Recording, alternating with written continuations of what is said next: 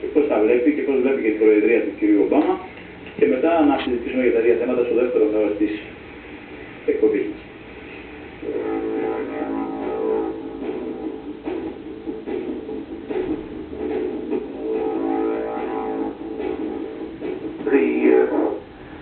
It's worth remembering that the Bush administration, which has,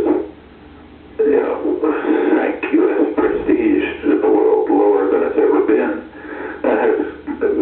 was deeply disliked in Europe, actually consisted of two administrations. The first one in the first term and the second term.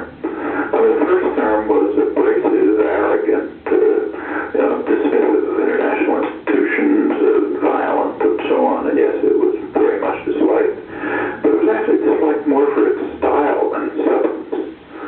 The second administration, the last 4 years, changed the style.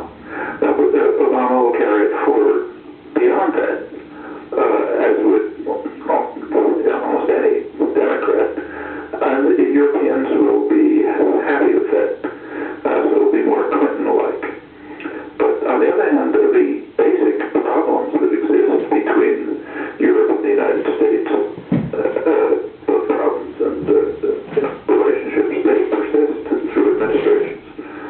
In fact, Clinton, in my view, carried out some of the most dangerous activities with regard to U.S.-Europe relationships. Well, what Clinton's approach, the